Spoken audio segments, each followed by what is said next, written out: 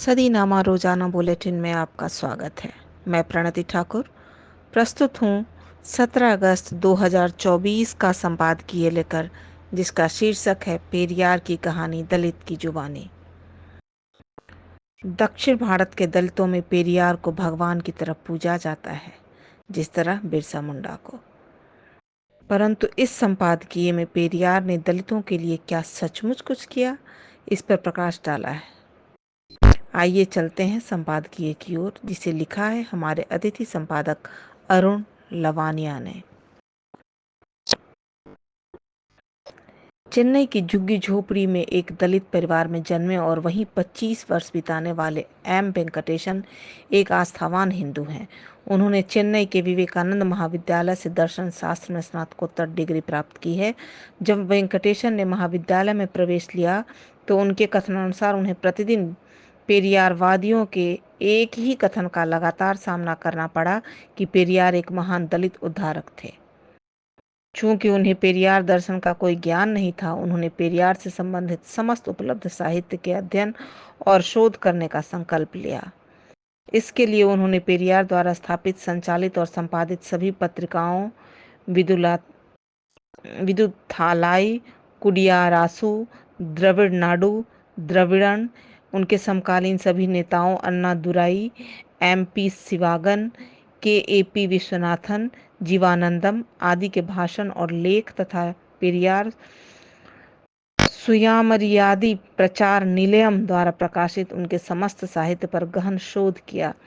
एक आस्थावान हिंदू होने के कारण पेरियार द्वारा हिंदू देवी देवताओं पर लगाए गए बेबुनियाद आरोपों से आहत होकर पेरियार का सत्य सामने लाने के लिए वेंकटेशन ने एक पुस्तक तमिल में लिखी, ई.वी. रामास्वामी नायकरिन मरुपक्कम, पेरियार का दूसरा चेहरा। वेंकटेशन के शब्दों में, मैं अपने इष्ट देवी देवताओं और हिंदू धर्म पर पेरियार के असभ्य और जंगली विचारों को सहन न कर सका। मुझे जिसने जन्म दिया उस प्रिय और पवित्र माँ पर यह हमला था। पेरियार के संपूर्ण साहित्य पर शोध के बाद मुझे तीव्र सांस्कृतिक चोट पहुंची और उनकी हिंदू देवी देवताओं और मेरे धर्म के प्रति घनघोर घृणा देखकर मैं अत्यधिक दुखी हो गया। पेरियार ने दलितों के लिए कुछ भी नहीं किया, बल्कि उन्हें दोयम दर्जे का ही बनाए रखा। अगर पेरियार 100% ब्राह्मण विरोधी थे तो 80% दलित विरोधी भी थे। वेंकटेशन की पुस्तक पेरियार का संपूर्ण शव विच्छेदन करती हुई पेरियारवादियों के गले की हड्डी बन गई है। वेंकटेशन का दावा है कि जो भी सत्य का अन्वेषक है वह इस पुस्तक को पढ़ने के बाद पेरियार को त्याग देगा। इस पुस्तक का तमिल से अंग्रेजी और हिंदी में अनुवाद आज तक ना हो पाने के कारण पेरियार का असली चेहरा देश के सामने प्रकट नहीं हो पाया है। परिणाम स्वरूप पेरियार को दलित उद्धारक बताने और अंबेडकर के साथ जोड़ने का कुचक्र आज भी जारी है।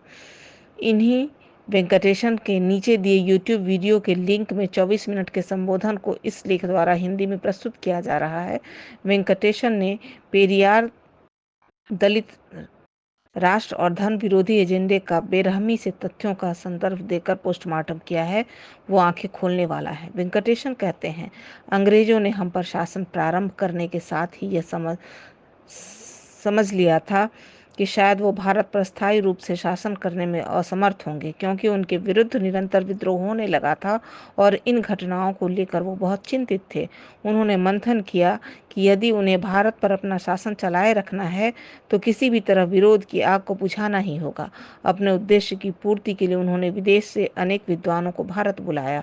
इन विद्वानों को यह पता लगाना था कि किन किन उपायों और कार्यवाहियों से वो अनंत काल तक शासन कर सकते हैं।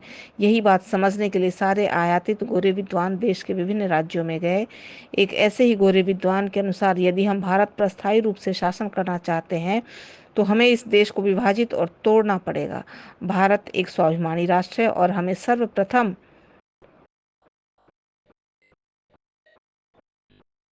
भारतीयों के स्वाभिमान को नष्ट करना होगा। इस राष्ट्र की नींव हिंदू आध्यात्मिकता है, जिसे सर्वप्रथम जड़ से उखाड़ना उखाड़ फेंकना है। यदि हम ऐसा करने में असफल रहे तो हम भारत पर लंबे समय तक शासन नहीं कर पाएंगे। इसी हिंदू संस्कृति को हमें अपमानित, हीन और पूरी तरह ध्वस्त करना होगा। हिंदू देवी देवताओं को लोगों की निगाहों से गिराना होगा। इससे भी महत्वपूर्ण बात यह है कि उनकी भाषा को नीचा साबित करना होगा। हमें यह भी पक्का करना होगा कि भारतीय हमारी इन बातों पर विश्वास भी करने लग जाएं कि उनकी संस्कृति नीच है, इसमें कुछ भी अच्छा नहीं है। इस प्रकार भारतीयों के मानसिक रूप से अपना गुलाम बना लेना ही उन पर शासन करने का एकमात्र उपाय है। उपर्युक्त सारी स्तुतियां आयातित गोरे विद्वानों के शोध से निकलकर सामने आई और अंग्रेजों ने तत्परता से इस पर कार्य करना प्रारंभ कर दिया। सर्वप्रथम कार्डवेल ने एक ग्रामर ऑफ द्रविडियन लैंग्वेजेस लिखी। साथ ही यह भी लिखा कि सारी भारतीय भाषाएं तमिल से ही उपजी हैं और संस्कृत का तमिल से कोई संबंध नहीं है। इसके तुरंत पश्चात ऐसे ही लेखों की बाढ़ आने लगी। इसी समय अंग्रेजों ने निर्णय लिया कि भारत को तोड़ने के लिए उन्हें अपने भारतीय समर्थकों के साथ ही उन कतिपय नेताओं की भी आवश्यकता है जो उनकी साजिश को अंजाम दे सकें। इसलिए अंग्रेजों के इशारे पर तत्कालीन मद्रास प्रांत में टी.एम. नायर, सर पित्ती तेगिरिया आदि ने जस्टिस पार्टी का गठन किया। प्रारंभ में यह गैर राजनीतिक थी, परंतु शनैः शनैः राजनीति में शामिल होने लगी। जस्टिस पार्टी ने ही सर्वप्रथम ब्राह्मण और गैर ब्राह्मण की अवधारणा तमिलनाडु में पैदा की। ऐसी विभाजनकारी अवधारणा तमिलनाडु में इसके पहले अनुपस्थित थी। हमारे अपने ही लोगों के माध्यम से अंग्रेजों ने हमें कदम दर कदम तोड़ना शुरू कर दिया। 1916 में जस्टिस पार्टी की स्थापना हुई और 1919 में पेरियार राजनीति में आए। इससे पहले इन्हें राजनीति में कोई नहीं जानता था। राजनीति के प्रारंभिक दिनों में वो राष्ट्रभक्त और आध्यात्मिक थे। उन्होंने आर्य और द्रविड़ के विभाजन की अवधारणा को सिरे से नकारा भी। 1919 में एक पत्रिका नेशनलिस्ट में लेख लिखकर आर्य द्रविड़ विभाजन के सिद्धांत सिरे से नकारते हुए पेरियार ने इसे धोखा बताया।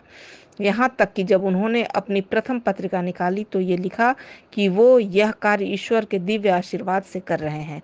उन्होंने एक हिंदू संत से अपनी पत्रिका के कार्यालय का उद्घाटन भी करवाया। पेरियार ने जस्टिस पार्टी का विरोध सैद्धांतिक रूप से भी किया और अपने कार्यों से भी। पेरियार और थिरू वी के ने एक संगठन बनाकर जस्टिस पार्टी का तमिलनाडु में विरोध भी किया। फिर अचानक पेरियार ने जस्टिस पार्टी से संबंध बनाने शुरू किए, जिसके सभी सदस्य अंग्रेजों के पिट्ठू थे। सच्चाई यह थी कि जस्टिस पार्टी बनाने में अंग्रेजों का ही हाथ था। जस्टिस पार्टी के कारण पेरियार की प्रसिद्धि और प्रचार बढ़ने लगा।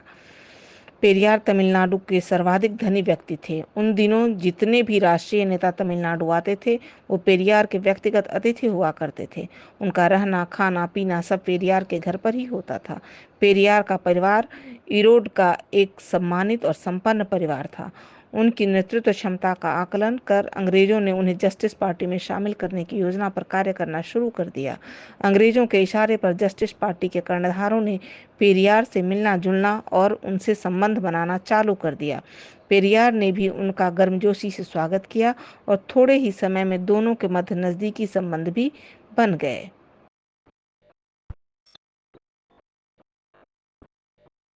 तभी कतिपय आर्थिक अनियमितताओं को लेकर पेरियार और कांग्रेस में गहरी दरार पड़ गई।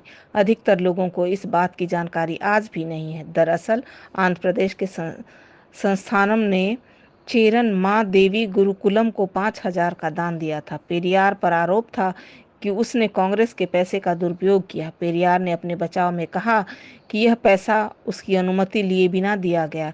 इसी आरोप के साथ पेरियार का कांग्रेस के साथ मतभेद गहराता चला और उसने सेल्फ रिस्पेक्ट मूवमेंट की शुरुआत कर दी। इस मूवमेंट के पीछे अंग्रेजों की गहरी साजिश थी और उनके और जस्टिस पार्टी के अतिरिक्त और किसी ने भी इसका समर्थन तमिलनाडु में नहीं किया। शनैः शनैः पेरियार अंग्रेजों के बौद्धिक प्यादा हो गए। अंग्रेजों के दृष्टिकोण का उन्होंने समर्थन करना शुरू कर दिया। यदि हम 1927 के पश्चात पेरियार के दिए हुए भाषणों को देखें तो सब राष्ट्र और हिंदू विरोधी थे। यदि इन भाषणों को गहराई से देखें तो आश्चर्यजनक रूप से ये दलित विरोधी थे।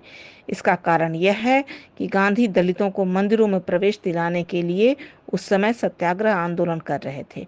गांधी ने अपील की, चूंकि आगम नियमों के मुताबिक शूद्र मंदिर के मंडप तक जा सकते हैं, दलितों को भी मंडप तक जाने का अधिकार है, उनको भी यह अनुमति मिलनी चाहिए। पेरियार ने तुरंत इस बात का प्रतिवाद किया और शूद्र और दलित समान हैं।